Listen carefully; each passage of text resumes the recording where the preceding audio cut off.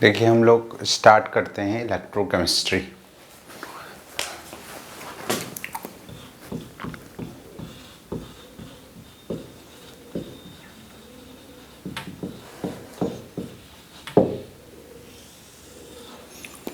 Electrochemistry जो है mainly इस ब्रांच में हम डिस्कस करेंगे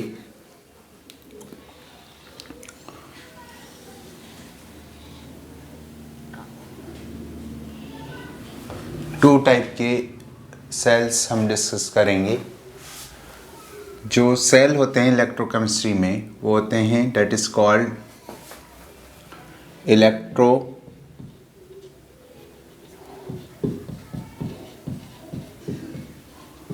केमिकल सेल। इसको हम दो पार्ट्स में डिवाइड कर सकते हैं। इलेक्ट्रोकेमिकल सेल जो होते हैं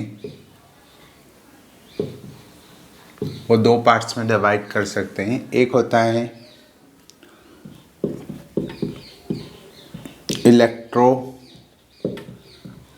सेल और दूसरा होता है गैल्वेनिक सेल और वोल्टिक सेल। इलेक्ट्रोलाइटिक सेल वो डिवाइस होता है जो इलेक्ट्रिक एनर्जी को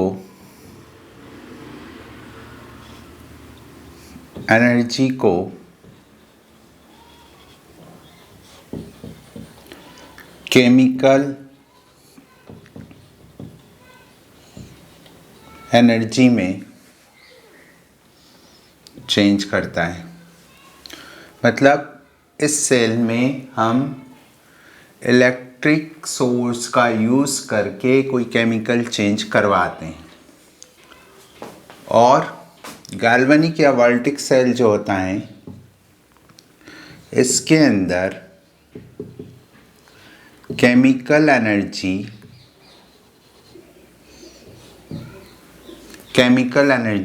इलेक्ट्रिकल एनर्जी में बदलती हैं।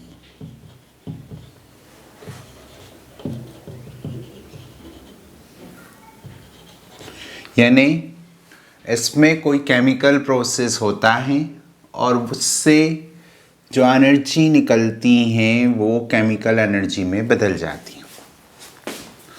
इनके अंदर अगर हम थर्मोडायनामिकली डिफरेंस देखें तो हमको ये पता चलता है कि इसमें जो प्रोसेस होती हैं जो प्रोसेस होती हैं वो प्रोसेस जो हैं वो हम लोग इलेक्ट्रिकल एनर्जी प्रोवाइड करके करवाते हैं।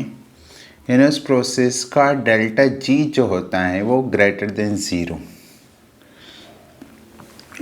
यानी वो अपने आप नहीं होना चाहती, नॉन स्पॉन्टेनियस होती हैं।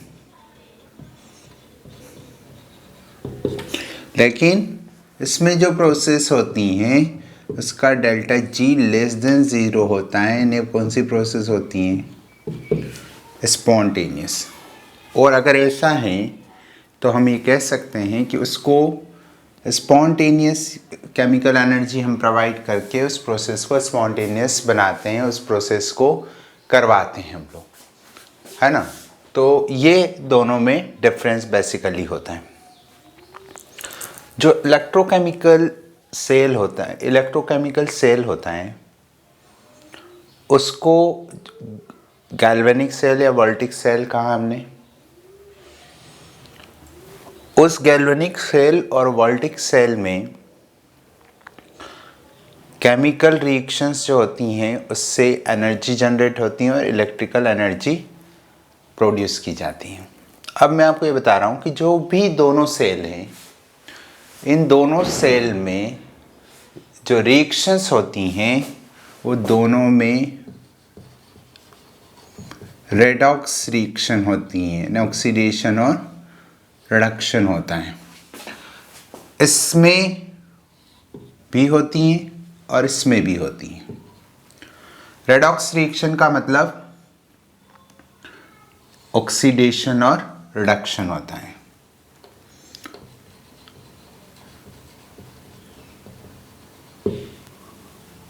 रिडक्शन और ऑक्सीडेशन। अगर हम बात करें तो जहां रिडक्शन होता है उसको कैथोड कहते हैं, और जहां ऑक्सीडेशन होता है उसको एनोड कहते हैं।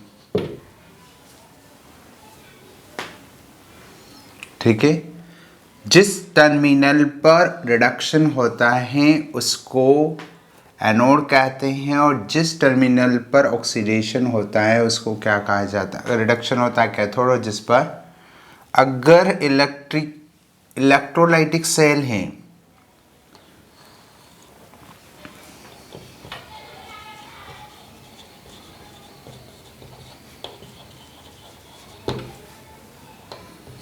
तो कैथोड रिडक्शन जहाँ होता है, कैथोड वो नेगेटिव टर्मिनल होता है और एनोड पॉजिटिव। किसके अंदर? इलेक्ट्रोलाइटिक सेल में। लेकिन इलेक्ट्रोकेमिकल सेल में ये इलेक्ट्रोकेमिकल सेल अगर हैं तो पोलराइजेशन अपोजिट हो जाता है। मैंने अभी ये बताया कि यहाँ पर इलेक्ट्रोलाइटिक सेल में एनोड जो होता है वो पॉजिटिव टर्मिनल और कैथोड जो होता है वो नेगेटिव टर्मिनल, और इसके अंदर एनोड जो होता है वो नेगेटिव टर्मिनल और कैथोड जो होता है वो पॉजिटिव टर्मिनल। लेकिन दोनों में क्या होता है? एनोड पर ऑक्सीडेशन और कैथोड पर रिडक्शन। एनोड पर ऑक्सीडेशन और कैथोड पर रिडक्शन। समझ में आई बात? अब आते हैं हम, ये तो जो बेसिक चीज़ है वो मैंने आपको बताई। ठीक है, एक और बेसिक चीज़ मैं आपको बताता हूँ, वो ये है कि जब कोई इलेक्ट्रोलाइट सॉल्यूशन होता है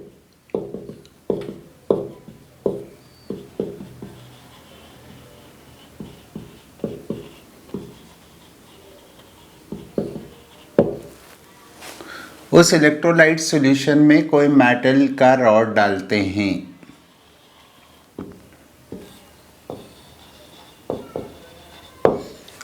और उस मेटल के रॉड में मान लीजिए यहाँ पर उसी मेटल का आयन प्रेजेंट है,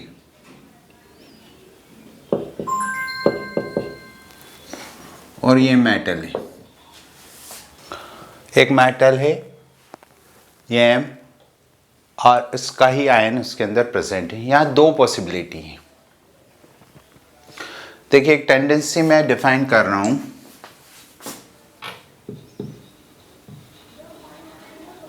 tendency of metal to dissolve as positive ion in its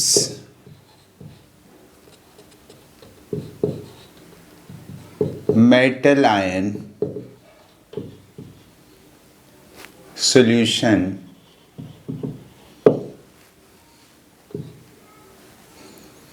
is called solution pressure। कि अगर ये टेंडेंसी जो हमने डिफाइन की, इसको हम क्या कहते हैं? Solution pressure. अब इस टेंडेंसी की रिलेटिविटी देखी जाती है उस सॉल्यूशन के ऑस्मोटिक प्रेशर से। अगर गिवन टेम्परेचर पर सॉल्यूशन प्रेशर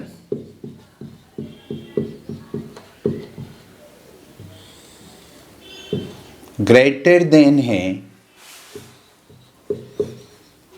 ऑस्मोटिक प्रेशर से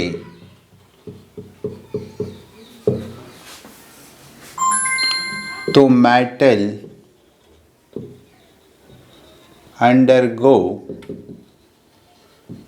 oxidation and dissolve in solution as metal ion, means M solid Mn plus के फॉर्म में डिसॉल्व होगी। And if solution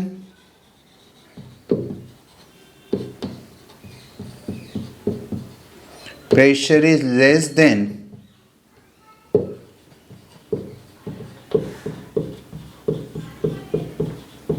osmotic pressure, then metal ion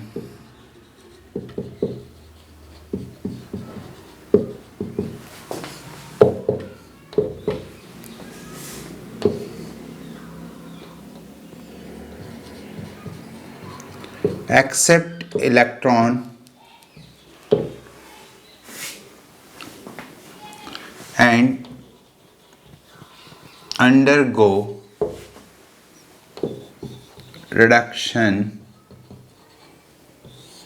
means Mn plus n electron लेकर solution से वो metal में convert होने लगे। ये दो रिलेटिव चीज़ें जो हैं जब कोई मेटल को हम मेटल आयन में डिसॉल्व करते हैं तो देखी जाती हैं। अगर हम कहते हैं कि उसका ऑस्मोटिक प्रेशर ज़्यादा है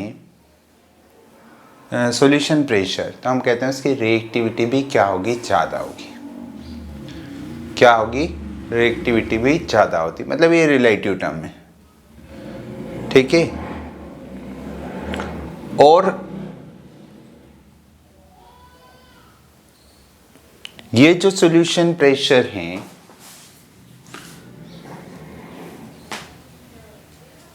इसको हम उसके ऑक्सीडेशन पोटेंशियल के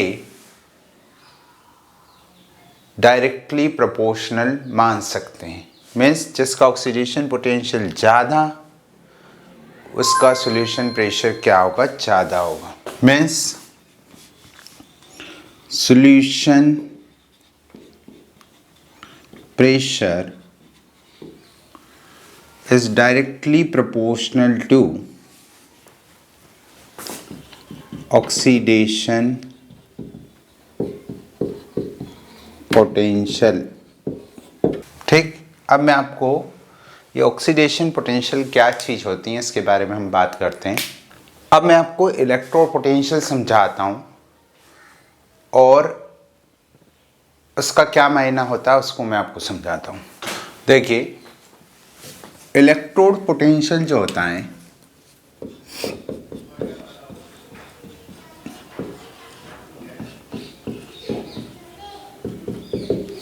इसको हम सिंगल इलेक्ट्रोड पोटेंशियल भी कह सकते हैं।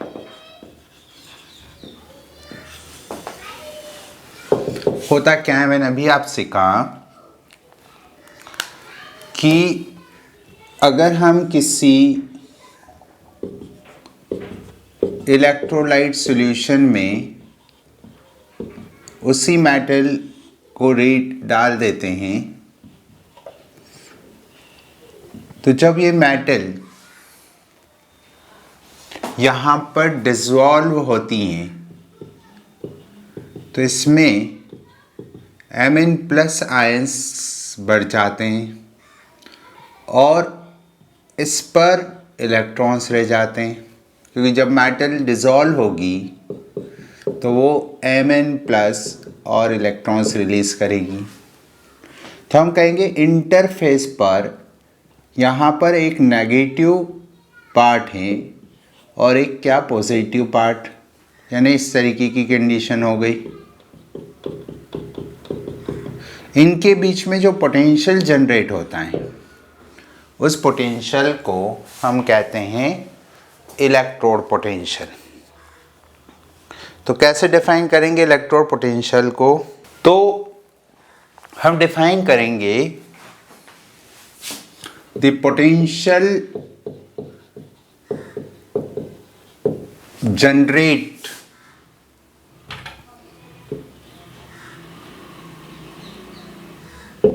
at the interface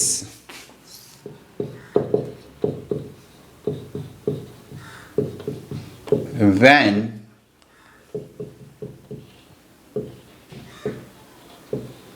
metal electrodes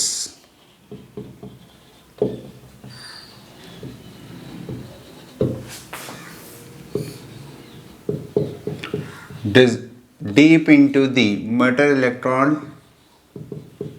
deep into the its metal ion solution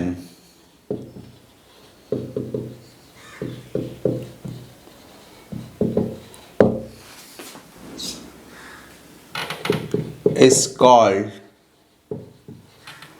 single electrode potential, and it is called standard electrode potential when temperature is 298 Kelvin, pressure is 1 atmospheric, and concentration of Mn plus ion is 1 mole per liter, represented by E naught M N plus M for reduction and E naught M Mn plus for oxidation। यहाँ पर अभी जो मैंने process बता रखी है किसको बता रही हैं? ऑक्सीडेशन। इसमें ये कब होगा? जब solution pressure is greater than osmotic pressure. अगर इसका उल्टा हो तो क्या होगा? रिडक्शन होगा। यानी ये मेटल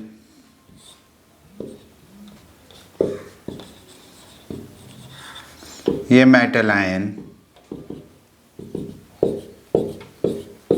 ये यहाँ आकर डिपॉजिट हो रहे हैं, ठीक है, ये यहाँ आकर डिपॉजिट हो रहे हैं। इसका मतलब अंदर एनायन की एक्सेस हो जाएगी, कुछ ऐसा हो जाएगा। इस सरफेस पर पॉजिटिव हो जाएगा, अभी नेगेटिव था, और अंदर की तरफ नेगेटिव आयन की एक्सेस हो जाएगी। तो इसको हम कहेंगे ये रिडक्शन पोटेंशियल है।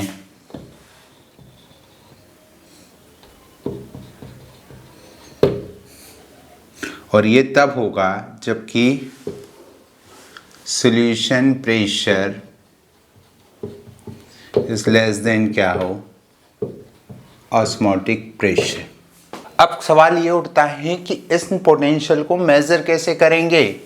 अरे भाई ऐसा तो है नहीं कि यहाँ पर एक वायर लगा दिया, एक वायर यहाँ लगा दिया और उसको मेज़र कर दिया तो सॉल्यूशन है। समझ में आई?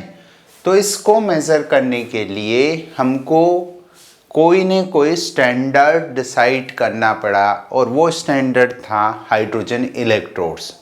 उससे हमने इसको मेज़र किया। तो कैसे किया देखिए।